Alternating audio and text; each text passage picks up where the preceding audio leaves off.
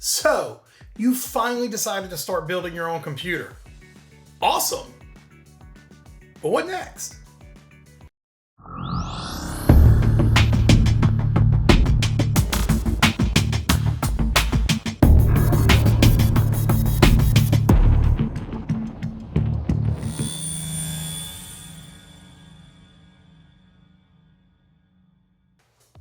So you decided to build your own computer. That is a great decision.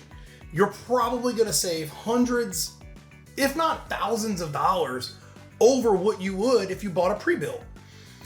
But there's a lot that goes into it and you might not be familiar with it.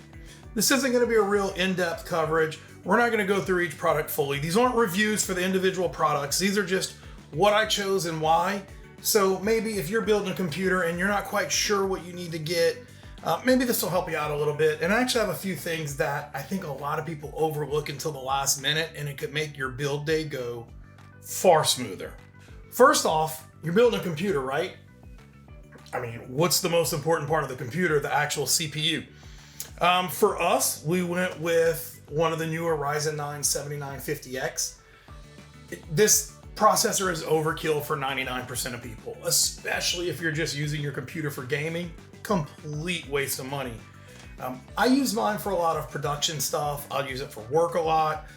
And having a top-of-the-line processor, something with a lot of cores that rips at multi-threading, it's really important to me. But to be honest, you could probably get away with a 7700X or like a 12700K if you're going to go Intel. Definitely not necessary, but it's going to be really awesome when it's all done. Next, after you pick your processor, well, you got to have a motherboard that works with it. And if you watched the last video, you've already seen what we went with. This is the ASUS ROG Strix X670E-A. I reviewed this a couple months ago, and I 100% stand by what I said then. I think that is the best X670 board for your money. Could you get away with one of the B650s? Absolutely, especially if you're not going with like a 7900 or a 7950.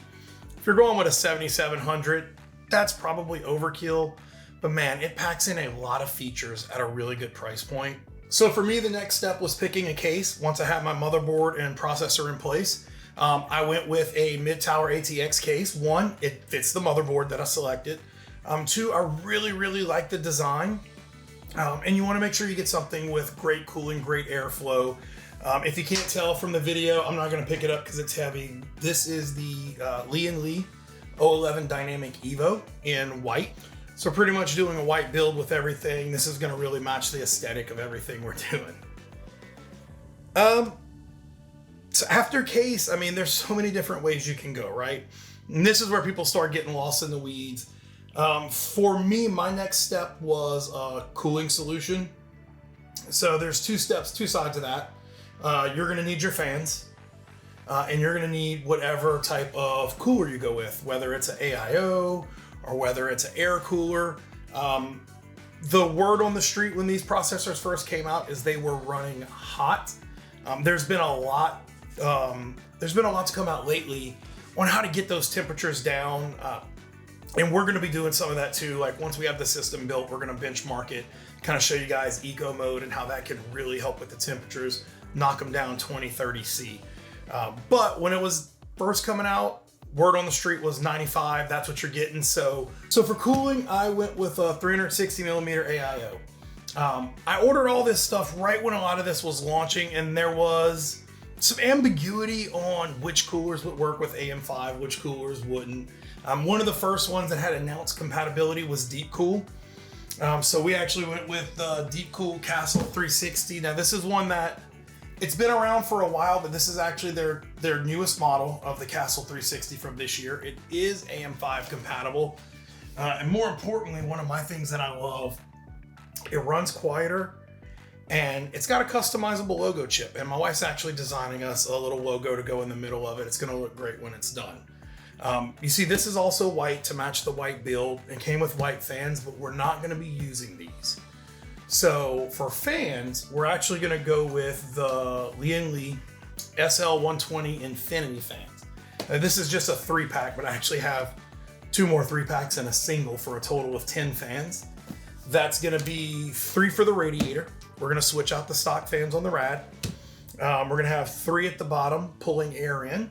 Then we'll have 3 at the top exhausting and 1 in the back exhausting with our radiator mounted on the side as an intake. Should be more than enough cooling, pulling in a lot of air with really good airflow from bottom to top, which is what you want to see. Remember guys, hot air rises, so when you're building, take advantage of those thermodynamics. Like let the hot air rise, exhaust out the top and the back, pull in from the bottom and the side if you can. After the fan was in place, after the cooler was in place, next step for us was memory. Both RAM and storage. So for RAM, we went with Triton Z5, DDR5, 32 gigabytes, 2 16 gig cards. It is Expo enabled. You don't have to have Expo enabled if you have an AMD processor. XMP works just fine. I just figured why not while we were getting it. And it's also DDR5 6000, which the sweet spot on the AM5 processors from the very beginning, AMD announced 6000 would be the sweet spot on RAM, so that's what we went with.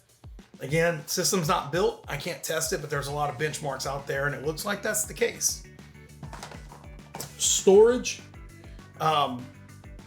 Storage was overkill for us, and you absolutely don't need to do what we did, but because I do so much video editing and there's so many large files we're moving around, I actually went with 2 terabyte Gen 4 NVMe's.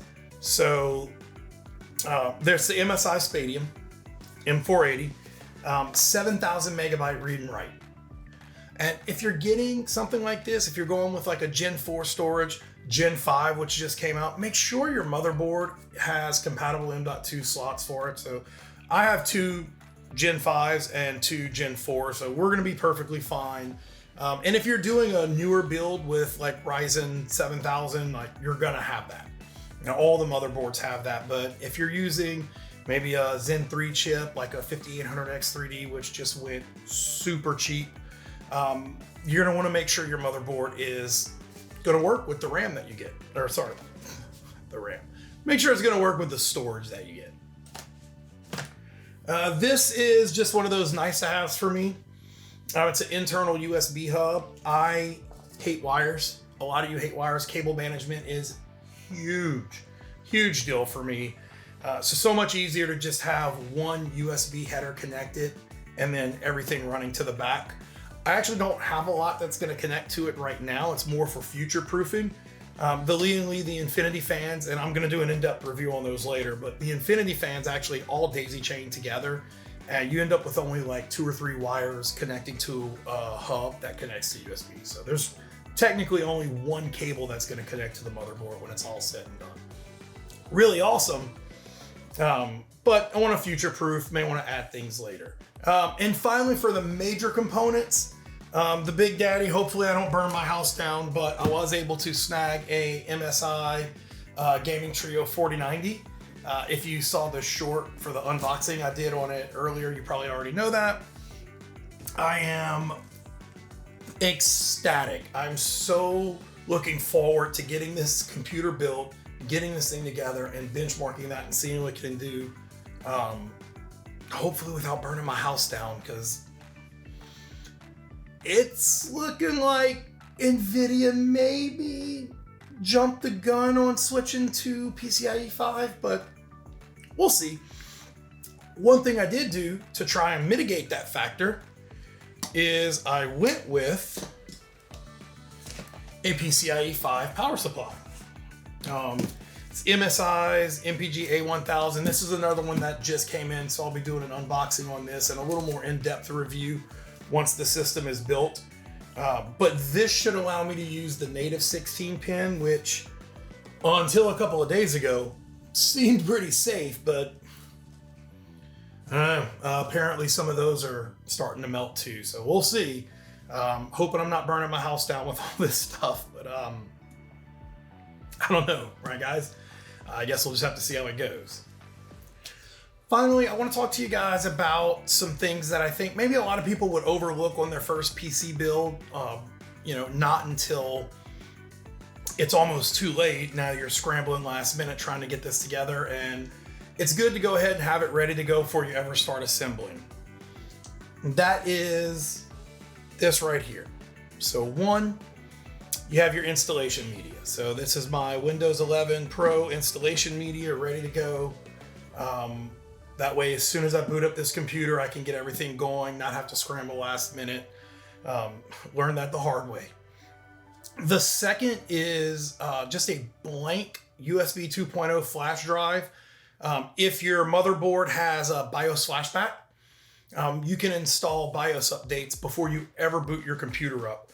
And that's crucial for us because there was a major BIOS update after I bought this for the Ryzen 7000 CPUs and for the 4090 GPUs. A lot of compatibility issues at first, a lot of issues with boot cycling, not wanting to post after you booted it up for the first time, and a lot of that's been fixed through a BIOS update. So you can just get a little flash drive if you have a BIOS flashback supported motherboard. Go and download your update from whoever your manufacturer is. In our case, it's ASUS. Get it all set up, ready to go. Plug it in before you ever even boot up the computer the first time. You already have the latest BIOS. That's huge and will make your day one so much smoother. Another thing is thermal paste. You see, I got 3 things of it here. You need 2 grams. I have 3 things just from, I bought MX4. I'm a big fan of Arctic thermal paste. So I got MX4. Then whenever the word on the street was cooling was an issue with these processors, I ordered Arctic MX5, slightly more thermal conductivity, allegedly. And I was, in my mind, it was, hey, every degree counts, right? We need to get this thing running as efficiently, as cool as possible. And then literally last week, Arctic drops M6. So in the grand scheme of things, you're dropping $4 or $5 grand on a computer. The $10 to buy the best thermal paste isn't gonna really hurt you. Is it overkill? Yeah. Is it worthless? I mean, it's definitely not worthless. Is it worth spending more than what you absolutely have to?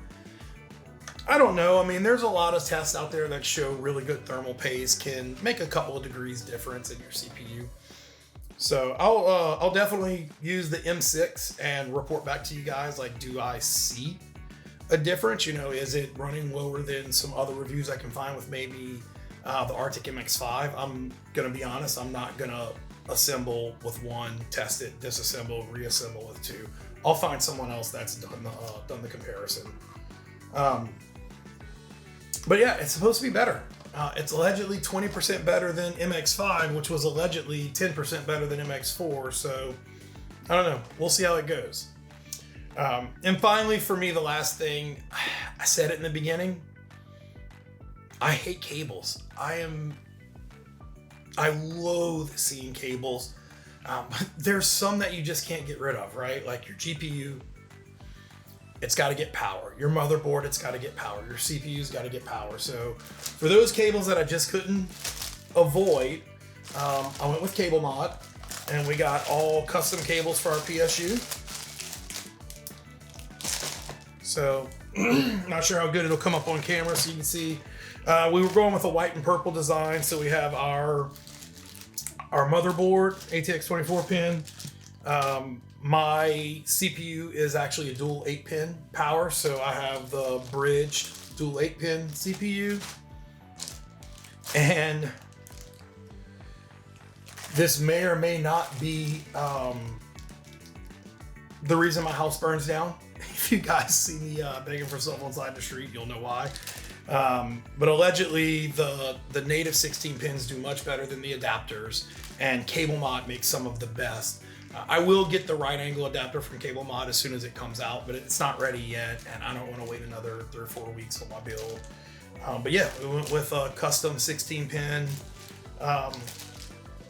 power cable for our GPU. And these are just some header extensions, just so I don't have to have the black cables plugged in. Like I said, we're going with an all-white build. And that's it. So that's all the components. That's everything we had. I hope that maybe that helps out somebody if you look and you go, hey, I was planning to build a computer, but I forgot you got to get this and this. and this. It does start to add up, and it can get overwhelming your first time. If you are building a computer for Christmas, make sure you come back. We're gonna do a holiday guide Christmas building list. So we'll do like the best computer you can build for, you know, $750, $1,000, $1,500, on up to $2,000. I don't know if any of you guys want to go as high as this. Everything here came out to about $4,500. I wanted to build a rig that I would not need to upgrade for another 3 or 4 years, and I wanted it to be ready to upgrade if I did and have that upgrade path. So that's why we went with, you know, AM5 right when it came out, new CPUs right when they came out. If you're just building a gaming computer, I've already started playing with the numbers. There are some insane budget builds out there. So I would love if you guys came back and checked that out. And if you have any questions about any one of these components, if you want a more in-depth review, if you want the rundown once the system's built, which we're targeting sometime this week to get it all put together, drop a comment, let me know. I would love to go through any of this stuff in more detail with you. And if you're interested in anything, we'll have links to everything you see here down in the description. If you use our affiliate links, it does help support the channel. We do appreciate it. But if not, that's totally fine. So as always, guys, I'm Bert with Fours and Pours. I really appreciate you tuning in. Hope you found this helpful. Cheers.